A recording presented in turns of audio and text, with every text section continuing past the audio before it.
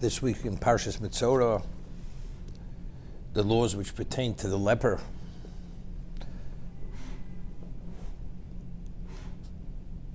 The Gemara tells us, Midrash tells us that, and the commentaries discuss this, that the leprosy which is discussed in Torah is not the degenerative disease of leprosy. Rather, it's purely a tag of intense whiteness, which is an indicator which tells us and determines a person's spiritual status. It's a lesion. It's not due to anything, a degenerative disease.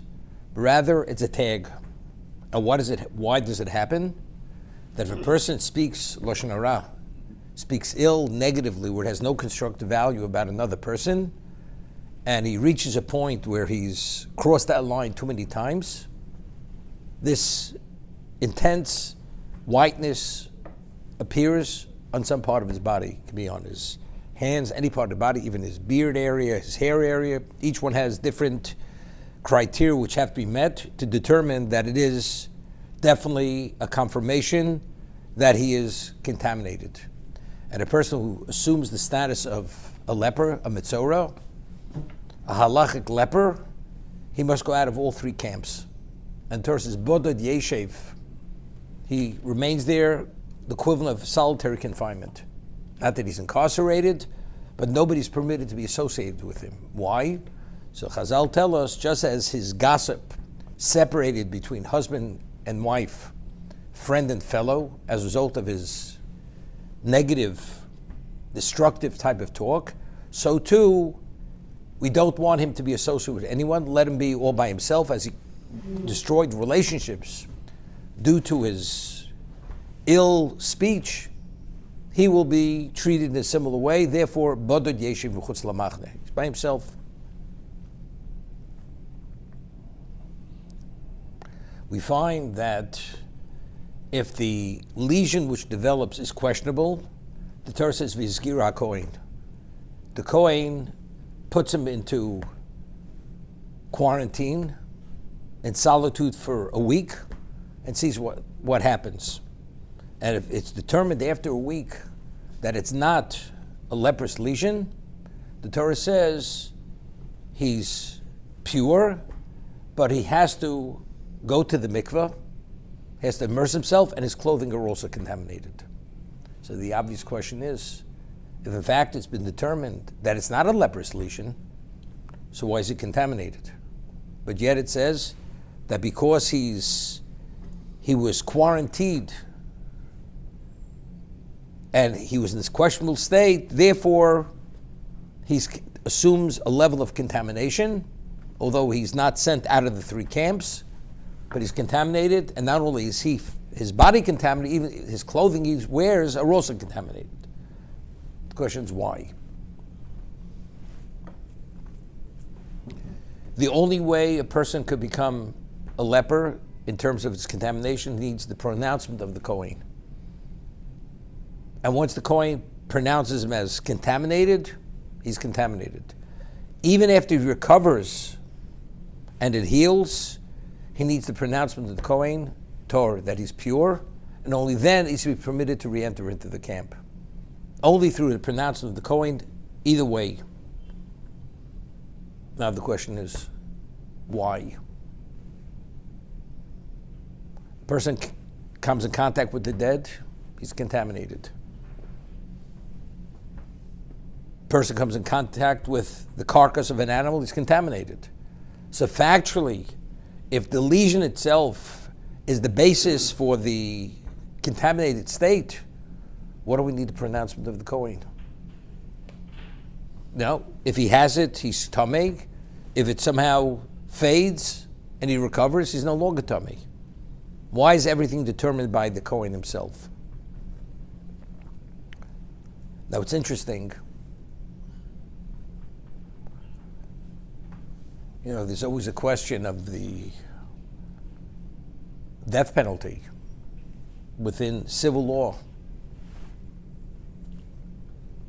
There's one capital punishment. Person commits a crime. Do you put him to death or not put him to death? Well, evidently you can't put a person to death unless you have evidence that he committed the crime. What happens if years later it's determined that the evidence wasn't accurate, was faulty evidence, or the witnesses lie? You take a person's life, you put an innocent person to death. So therefore, these are the issues. Do you incarcerate a person? Of course, on the chance you may be taking an innocent person, putting him to death, or even he's not that innocent, but death, he doesn't deserve the death penalty, so we can't take a chance. We're not God. We don't pronounce a person. We don't take lives. As I say, we play it safe. But yet, within halacha, if the two witnesses who forewarned the person not to transgress certain areas of transgression, the liability is death penalty. And if the evidence is presented in court and they interrogate the witnesses and they make it through the interrogation, you put the person to death. Although there's a chance, as we know factually, that if they're found to be conspiring witnesses, that means they lied. So if we find that conspiring after the verdict was delivered, before the person was put to death, then you killed the conspiring witnesses. But if the person was already put to death, you don't kill the conspiring witnesses. That's the halacha. It's called Edim Zomim, conspiring witnesses.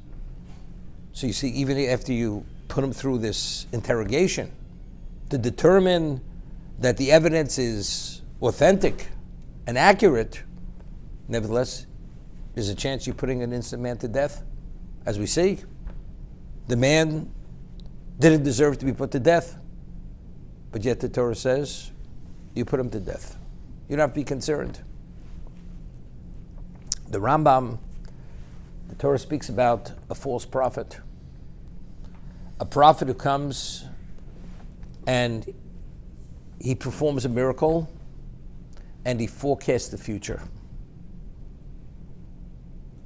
And what he forecasts comes to fruition. He's established as a true prophet. He's a true prophet. What happens if the prophecy he communicates is to go do idolatry? He's a false prophet. What about he prophesies that God said you should uproot a mitzvah on a permanent level or permit something negative on a permanent level? He's a false prophet. But how does one establish himself to be a prophet?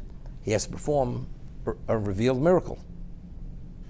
So the Rambam asks, but maybe the miracle that's performed is sorcery. The basis is sorcery, maybe witchcraft. How do we know this is what? This is the hand of God.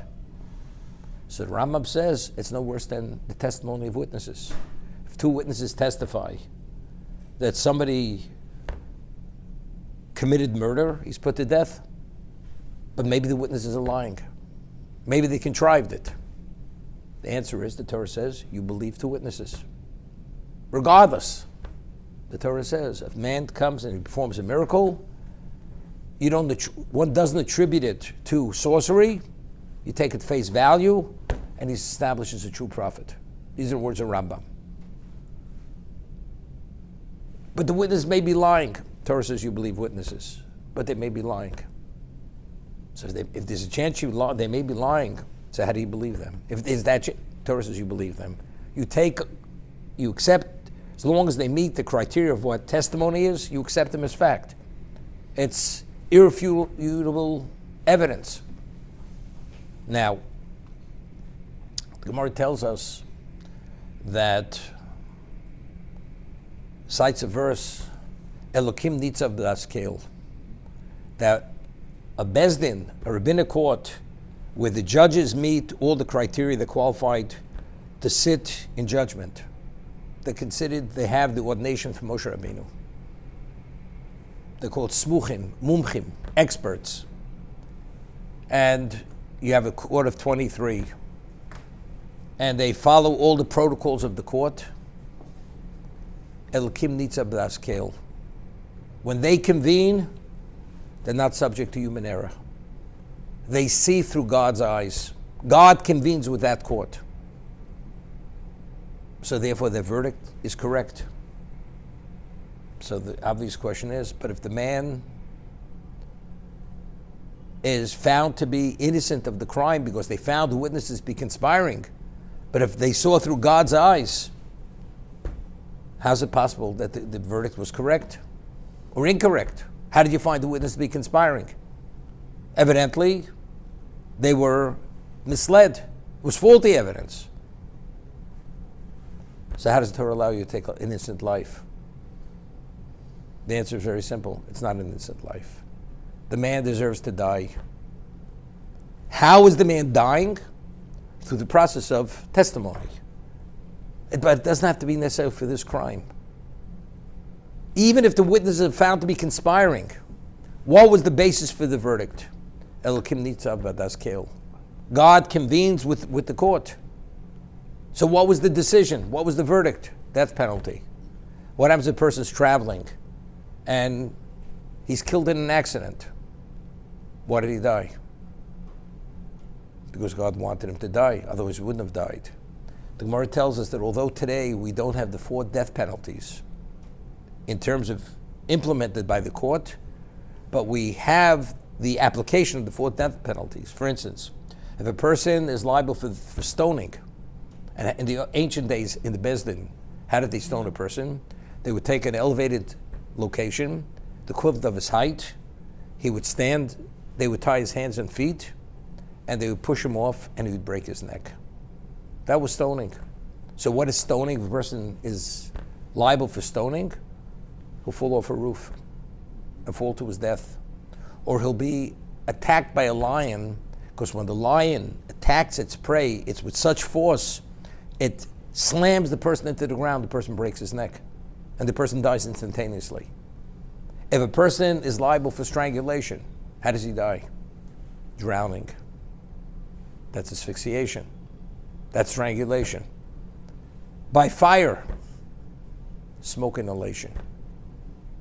Or by a fire, or being bitten by a venomous snake, that the venom burns through his body and that's how he dies. So, but why did he die? Because God wants him. Because that was his liability, he must die. What exact was his crime? Only God knows. Same idea. So the court is only the vehicle to deliver the verdict.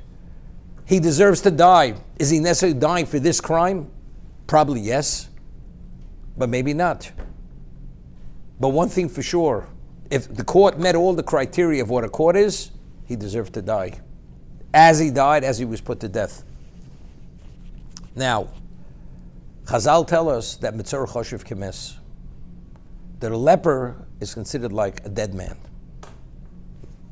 What sense? That a person who is detached from Klal Yisrael, he's no longer considered a participating member of the Jewish people, he's cut off from God.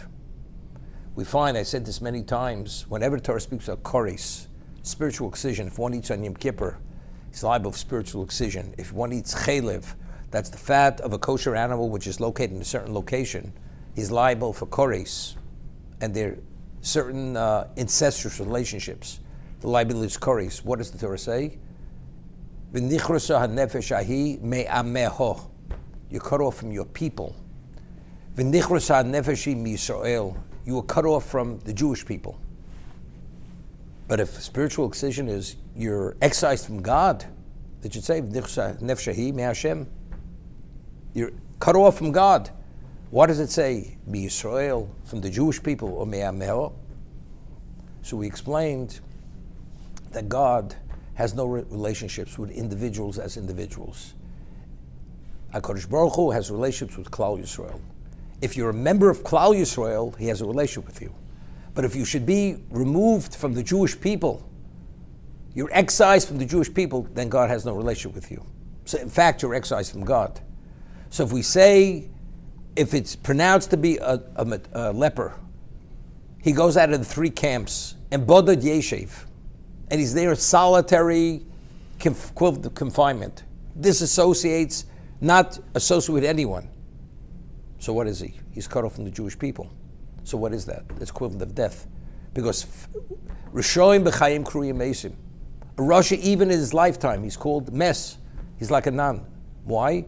Because of his spiritual status. He severed all those spiritual connections. He's like a dead man. He's like an intellectual animal. That's what he is at the time. That's a Russia.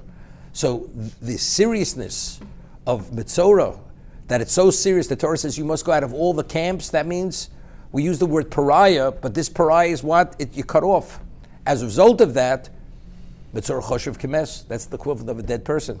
Because if you disconnect from God, and what's the process by disconnecting from the Jewish people? That's Choshev Kemes.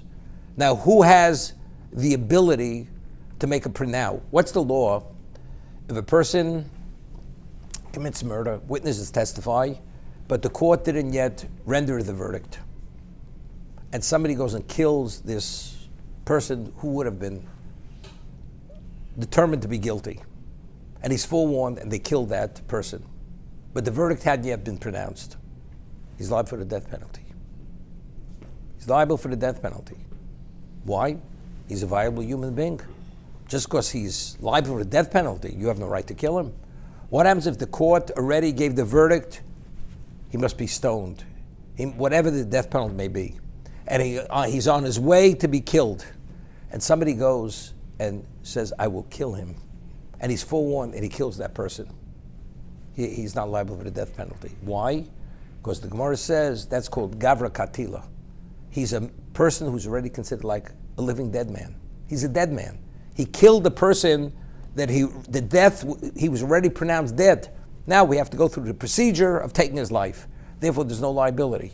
But who has that ability to pronounce a living human being that his life has no value any longer? Only God.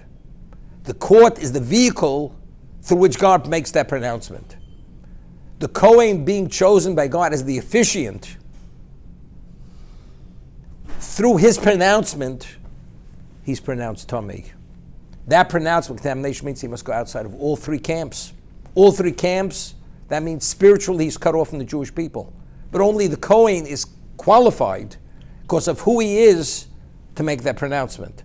So it's like a person commits the crime until the pronouncement of the court, the verdict, he's still considered a viable human being. Only once the verdict is given, then he assumes the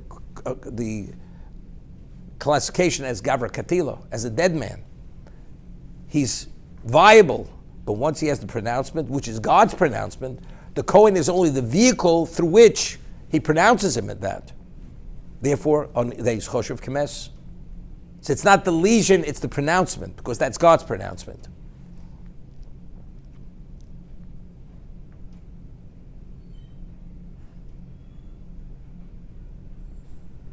Now, who could reinstate him? Only the Cohen. The Cohen reinstates him. The pronouncement of Torah, so it's not a recovery. You were pronounced that you're not part of the Jewish people. Now, when are you qualified to re-enter? Only if God says you're welcome back. Therefore, this is the equivalent of a Tchias HaMesim. It's like a resurrection. He's being reconnected to the Jewish people. When you're reconnected to Jewish people, now we could talk about tahara. We could talk about spiritual purity. I mean, we're not talking physical impurity. We're talking spiritual purity or impurity. That's a reinstatement. When you're reinstated, now we could talk about but you have to undergo a process. What is it? You have to shave your hair. You have to take birds, which we'll discuss in a moment, and you kill one bird, you slaughter the other one, you dip it in the water, and you sprinkle on the person. He shaves his hair, then he waits 7 days, then he brings certain kinds of korbanos for atonement. That's what he has to bring. Osham, chatos, whatever it may be. That's what he has to bring. That's the atonement process. That's even after you've been reinstated. Now we talk about atonement. Now you have to be atoned for what you had done wrong.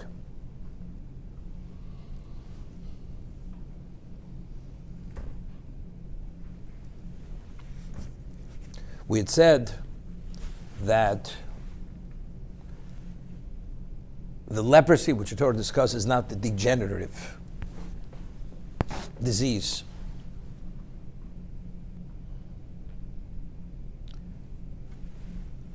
I mean, every other sin we do has a physical consequence, as a spiritual consequence, but the spiritual consequence manifests itself in a degenerative breakdown of the human body. But yet, Lashon Hara, when one speaks destructive speech, as it says, Mitzorah is Motzi Ra, Motzi Shem Ra. Mitzorah, Motzi Ra. He expresses evil.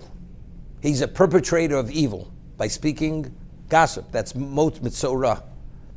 So the question is, why does every transgression manifest itself in the physical, and Lashon Hara does not manifest itself in the physical? It only manifests itself only as a tag, as a lesion, which has no degenerative side to it.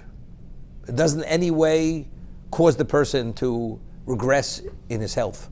Why? Now, the Gemara tells us in one location, the Midrash cites the Gemara here, that at the end of time, there's going to be a tribunal of the animals of the jungle. And who's going to be on trial? The snake. Snake's going to be on trial. And they're going to say to the snake, we understand the lion, when it attacks its prey and it kills its prey, the term used is doreis v'ochel. It tramples its prey and it eats. It's for the sake of survival. It has physical benefit. The dove, the bear, is toref v'ochel. It kills its prey, takes it to its den, and eats whatever it kills. But you, snake, you bite your victim, and then you slither off. What is the value of this? It's purely destructive behavior. What is the benefit of this? You have benefit, you have pleasure from just biting and going off. So the snake will respond, Ma Yisrael the Bala Loshon. And why am I any worse than the one who speaks Lashon Hara, who bites his victim, also slithers off? Okay, now, what is the claim against the snake? Like the animal eats, the lion kills its prey in one way, the bear in another way. This is the snake. That's the nature of the snake. So evidently, this is an aberration. This is something which is a perversion within the animal kingdom. Now, why does a human being sin? Does sin emanate from one's soul or from one's physicality? It's from one's physicality. There's a term used in regard to a human being. It's called, every human being has nefesh habahami. We have an animal life source. All the drives of the animal exist within the human being. Whether it's the sexual drive, whether it's the drive to amass, to take control, territorial rights, all that, that's the animal. And we find Cohen and Hevel, the world wasn't big enough for both of them. Could you imagine? Two brothers, you have a whole world. Cain kills Abel. Why? Because the pie wasn't big enough for both of them to divide. But that is the animal. The animal reigns. It's all mine. That's what it is. So whenever a person sins, whether he eats, whether he cohabits, whether he steals, whatever he does, this all emanates from the animal. What about if you have you don't find that trait, that behavior pattern among all the animals? Then there's a problem. That's some kind of aberration. That means it's a perversion and it's rooted in something which is truly evil. God created animals to behave like animals. And how does an animal behave? Well, there's a benefit. There's a physical benefit. You, snake, what physical benefit do you have? Your benefit is an abnormality. So the snake says, and what about the person who speaks Lashon Hara? What's his physical benefit? I just had to get it off my chest. I just don't like the person. That's the way I want to destroy him. But what's the value? Ma Yisrael Bala Loshon. So therefore, since it doesn't emanate from the physical, it emanates from an evil within the person, how does it manifest itself? It's not a degeneration in the physical, because it doesn't emanate from the physical. Something that emanates from the physical that you should have controlled, and you did not control it, the consequences in the physical. It's a deficiency in the physical. So it manifests itself in a physical breakdown. But this, which has no relevance to the physical, it doesn't manifest itself in the physical. What is it? It's a tag. It's a tag, it's an indicator. Spiritually, you failed. You have to move out. God says, I want nothing to do with you, because I only have to do with my people. And if you cut off my people, you have nothing to do with me. You go out of the camp. You have to do a lot of introspection to become part of the club again, to become part of the people again. Okay, now, we asked the question, if it was determined after a week, it was questionable whether it was leprous lesion or not. He's quarantined for a week. After a week, he's re-examined by the Cohen. Cohen says, it's okay. It's not the real thing. He's reinstated. But it says he has to go to the mikveh. He has to spiritualize himself. He has a degree of, why is it contaminated? So maybe you'd say because halachically he wasn't permitted to be associated with other people, even to that degree it creates a level of contamination. Because it's a temporary detachment, that's enough. But if you take a look in last week's reading, in Tazria, he says, after a week, it's re-examined by the Cohen, the leprous lesion. V'roa Cohen, Gzeres HaKosuv, Shlotia Tumas Negoim V'Tairos Ne'elapi Cohen. This is Seforno. There's, by divine decree, that the contamination and the purity of the nega, of the leprous lesion, could only come through the pronouncement of the Cohen. Why? Based on a pasuk in Malachi. Kif sifsei Cohen yishmru das. The lips of the Cohen, the mouth, will be the keepers of the faith. V'yoru lemenuga lefashim shemasov.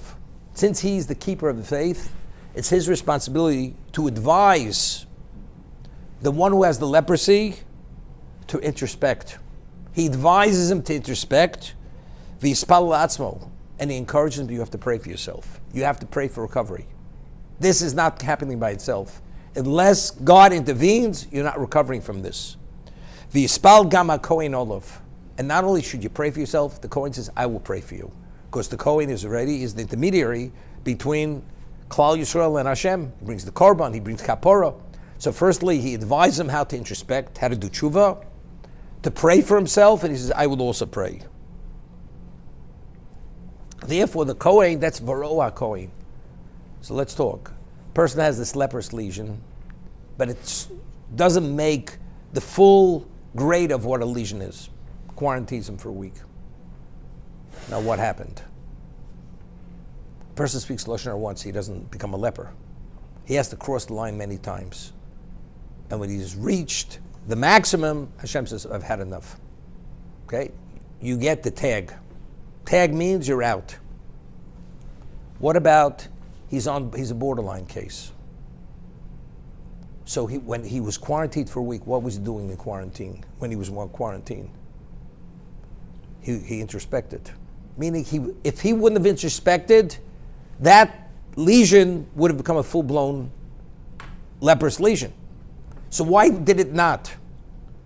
Because he recovered. But this recovery doesn't happen by itself. It's only through tshuva and tefillah. So he's come back. He was almost out, he came back. So because it was revealed it was not. There was a stay of execution here. You should have been pushed off the cliff. But because you introspected during this week of quarantine, therefore Hashem says, you're welcome back. But because you were that borderline case, there is impurity. Because you were touching upon that detachment. That's the reason why he has to go to the mikveh. So it's not because he's been quarantined, it's because he was temporarily out of the camp. He was still in the camp. Going out of all three camps, then you're not part of Klal Yisrael. That's Rishon B'chaim Kriyim Mesim. That's Koris. That's the equivalent of Koris. Koris means that's contamination. And you have to undergo that full process. Mitzorah Choshev Kimes. But over here, that you should have been, that full leper, and you were not, it's all because you did tshuva. And you mispalel, therefore you're contaminated, although you were never detached from Klal Yisrael for that reason.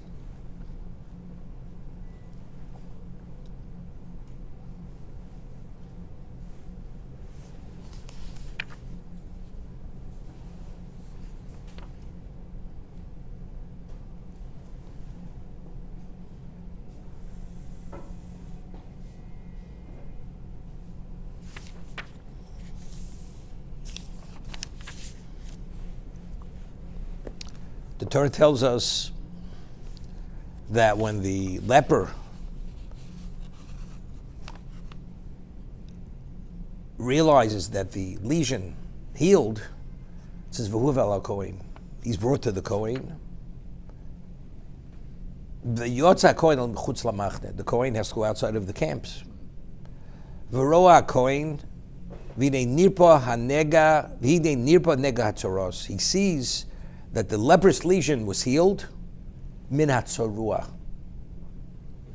I mean, where else is the leprous lesion? It's on the body of the leper.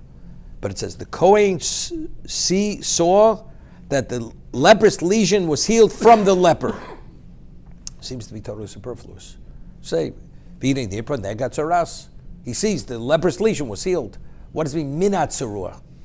Well, why was it healed? Because it was minat tzarua.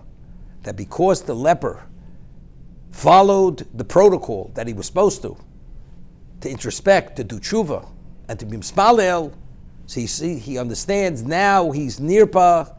The nega was healed from the one who was the leper. Minat tzarua came from the tzarua as a result of the leper's intervention and participation in the process of rehabilitation, which is tshuva. That's why he was healed.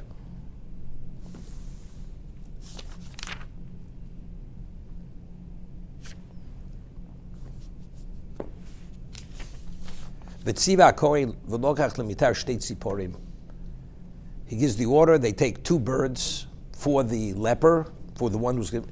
Chayos toros, means they have to be fully alive, they can't have any internal defects.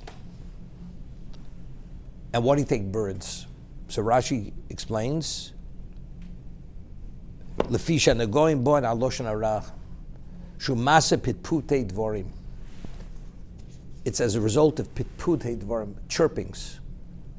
You chirped, what were you talking about? A bunch of nonsense. Had no value. So you bring the birds who also, they chirp. So the chirping of the birds will atone for your chirping. That's part of the process.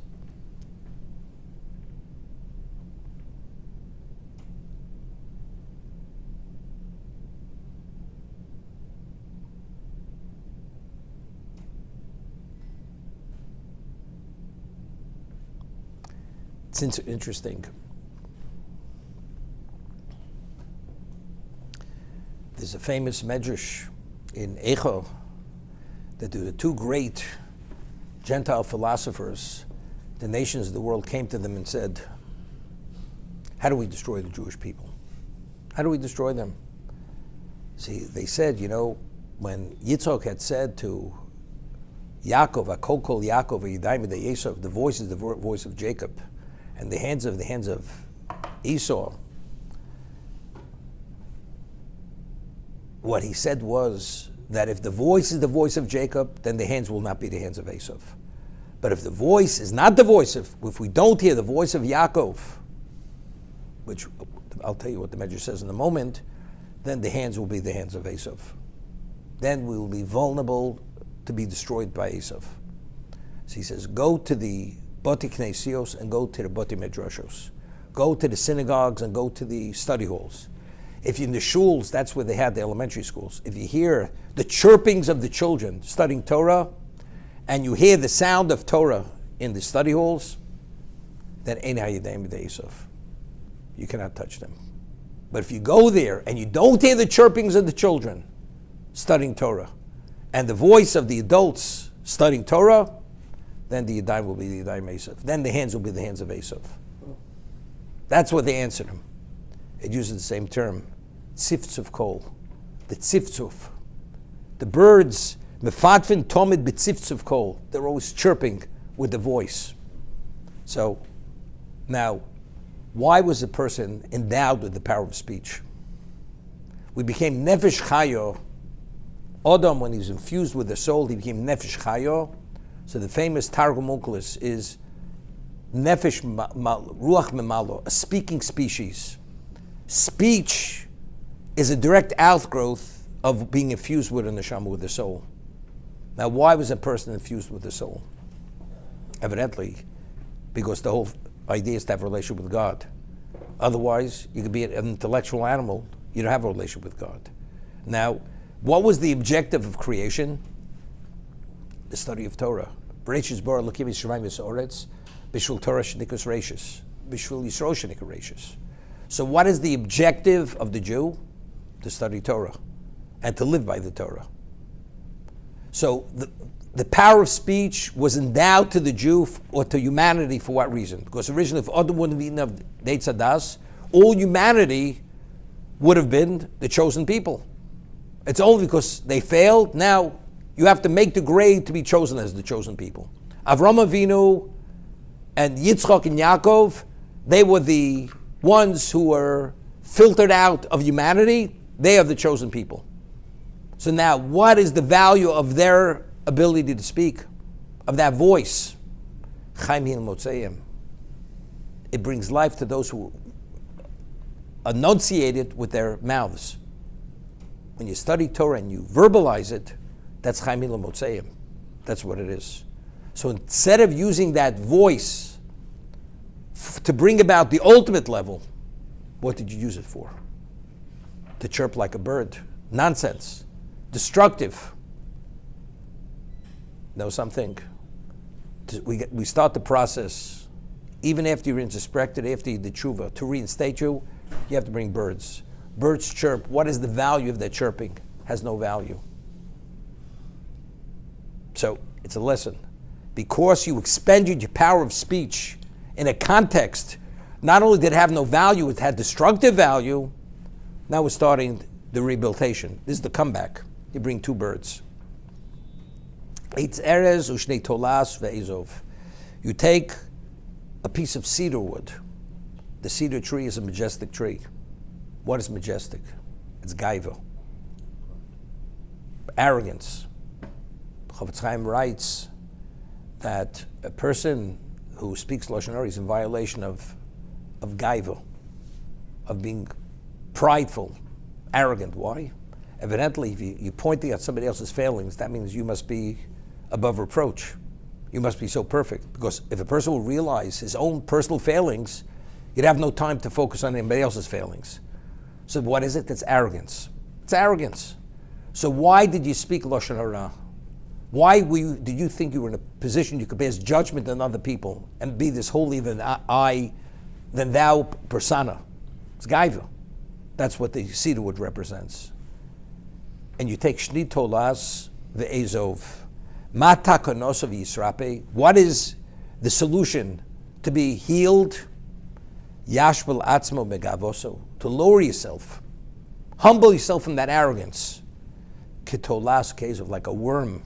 And like this hyssop grass that grows growing grass on the ground.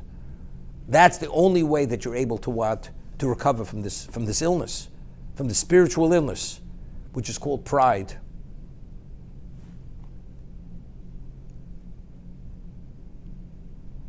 You know, it's interesting. You find people. He has a little bit more than most people. A little bit more. He feels, he's God's gift to humanity. And he mistreats people because of this. Because they're impoverished and he's not impoverished. This person now goes among people who are millionaires, billionaires. When they look at him like a nothing. He feels worthless. Is he humble? No. Because if he would have the money they have, he'd be just as arrogant. It's only because the circumstance he feels worthless. But is he a prideful person? Definitely. Because when you put him in another milieu of people who have less than him, he abuses them. He's condescending to them. So we say Yash B'Latzmo. It's not to talk as if you're humble. Humility is the essence of the person. You feel, whatever I am, it doesn't make a difference because that's what I'm supposed to be. Even though Moshe Rabbeinu was the most humble person who ever walked the face of the earth, there was nobody as holy as Moshe. There's nobody who knew as much as Moshe. But therefore what? There's no therefore. Because that's Im Lamarta Torah Harbe Al Tachzik Tov Latzmecha. If you study an enormous amount of Torah, don't pride yourself. You know why? Ki Lakach Notzarta. That's what do you think you're here for? You know, a person puts in that works 8 hours a day, never misses a day, and then afterwards he asks the boss for a bonus. The employer says, what do you deserve a bonus? He says, you know, every day I came to work. He said, well, that's what you're supposed to. What do you think I was paying you for? Not to come to work. You're priding yourself that you behave like a decent human being. Had a conversation with somebody not long ago, and this person went and made a connection for a charity organization to get a grant from the government. And the person who made this, it was a special person. He's no longer alive, passed away a number of years ago. And he says, you know how special he was? He didn't even ask for a kickback to get a percentage of the grant. So I said to him, I said, you're impressed? I say, you know, when you set the bar that you're not a thief, that's to be impressed. That's not to be impressed. There's a standard which everybody should be held to that standard. That society fails. So you know something? He's honest. Thank God he's honest. But that's not something you pride yourself. That's what you're supposed to be. So I said, that's the way a person should behave. Whoever heard you go and help a charity organization, you want a percentage of what you brought them? Where the government is giving the money. What are you getting all excited about? What are you prideful? He says, because most people are not that. So you want to tell me he was a good man, he was an honest man. Okay, so he's good. But it's not special. When you start looking at honesty as being special, then people are dishonest because that's above the standard. Humility. I know more than most, therefore what? I have more than most, therefore what? I always say, why do people have superiority complexes? Do you know why? Because people are intimidated by those people. But the people who have these comments, if people would say, therefore, it's irrelevant, they're not going to feel superior.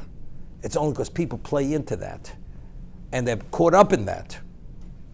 And they're intimidated by that. But if you're not intimidated, it's irrelevant who you are. So you have more than, therefore what? Therefore, you're a greater tzaddik than I am. Okay, that's maybe envious. Because that's you. But everything else in life, that's an endowment. There are people a lot more brilliant than you, and you'll never know what they knew, but you have more than them. So what does that mean? You're smarter than they are. God endowed you, which He endowed other people. I wanted to get back to what I said before in terms of why it's the Cohen. The Cohen is the officiant to make this pronouncement.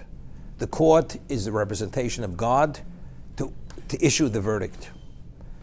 Had this conversation. Some people in a certain community said to this person, you know, there's such a thing known as Das Torah. There's the Torah mind. That the Das Torah is, because they're so imbued with Torah knowledge and the way they live their lives, which totally conform with the Torah, and they even go beyond their level of obligation to do the will of Hashem. They're devoutly righteous, therefore their perspective is God's perspective. And God endows them with an understanding which other people are not endowed with, in terms of clarity. So people ask, they say, you know something? We don't think in the past 80 years there's Das Torah any longer. Why? What's proof in the pudding? Before the Holocaust, there were many communities, they would go to their chief rabbi in Europe. They were great Torah sages, great Torah scholars, and they asked them, should we leave Europe or should we not leave Europe? And they told them, don't leave. And because they didn't leave, that's why they perished in the Holocaust. So the question was, so it's clear, it's not Das Torah. It's not Das Torah because they advised them wrongly. So how could that be Das Torah? So this person came to me and says, what should have I responded? It's very simple. This is so basic. Why? We don't understand why there was a Holocaust. But why was there a Holocaust? Because God allowed there should be a Holocaust. So if God wanted 6 million Jews should perish in the Holocaust, if the rabbis would have said, leave, there wouldn't have been a Holocaust. So God says, rabbis, you tell them stay. It's no different than the verdict. We had conspiring witnesses, and the verdict was given. An innocent man was put to death for a crime he never committed. Doesn't make a difference. But so why the court conformed with all the criteria to bring about such a verdict? So why did God allow that man to die? God convened with the court because God wanted him to die. Regardless, it's no different falling off a roof or being bitten by a venomous snake. The same idea. So it's not contradictory to Das Torah. That's what it is. Exact same thing. I'd like to end with one thing. We find that in regard to leprosy, there's an interesting type of leprosy. It's called the leprosy of houses. A person has a house in Israel, and he finds a very intense discoloration on the wall. Either intense green, intense red, or calls the Cohen. And then afterwards, eventually, if it's determined that it's the real thing, they have to demolish the house. The stones, the wood, the sand, it's all contaminated, they have to take it out of the camp. Now, the Gemara says, why does this come about? It comes about because tzoras ayin, people, they're envious, they're not willing to share with others. For instance, a person comes to a person and says, could I borrow a vessel? So the person says, I wish I could, but I don't have that vessel. And whatever he asks that person, he's always withholding. But he acts like, if I could, of course I would want to. So what does Hashem do? He goes and he causes the house to become a leprous house. Once the pronouncement is made, anything in the house becomes contaminated. If it's an earthenware vessel, once it's contaminated, you can't purify. It has to be broken. So what does the person have to do? Before the pronouncement, it's like the marshal came, you got to unload the whole house onto the street. All of a sudden, everybody sees. He has the vessels, and he has whatever they asked for, he really has it. So the man, he was playing the holier than thou game. I wish I could, but I don't have. Now everybody sees the truth. Okay? They destroyed the house. Okay? So you say, he got what he deserved. We're not finished. Rashi cites the Midrash. Nosati nega tzoras beveis eretz achuzaschem, in the land of your inheritance, Eretz Yisrael. Besuri lohem. So they're informing them into the future. They're going to be such a thing as leprous houses. Why? Before the Jews came into Israel, the Amorite people, they hid all the treasures in the walls of these houses. So how do you ever find the treasures? You can never find them. For 40 years, they were stashing away all this wealth in the walls that the Jews should never be able to find it. But if it becomes a leprous house, you have to destroy the house. You have to demolish it. And then the person finds the treasure. So we have a problem here. It seems to be contradictory. Here Hashem is punishing the person that because you're not giving, you're going to pay the price. At the end of the day, what he finds has greater value than what the house was worth. So how do we reconcile the two? Now, why is a person withholding? Because it's me and not you. It's it's me and not you. I created, it's my wealth, I don't have to share with anyone. But I want to keep a good persona in the community to be liked, so I come up with a story. I don't have it. What's the lesson? What you have has nothing to do with you. It's God-given. Proof of the pudding, you demolish a house, you're going to find wealth. That's the message. And the end of the story is a good story, but the lesson has to be learned. And what's the lesson? Whatever you have, if you could share, you share it. That's the message. But it's mine. It's yours because God gave it to you. But God gave it to you to share with others. If you could share it with others, then you should share it with others. Demolish the house. But that is the lesson. God just gave you a gift unrelated to you. You wouldn't have found it unless the house was demolished. God wants you to demolish the house to find it. So learn the lesson and change your behavior.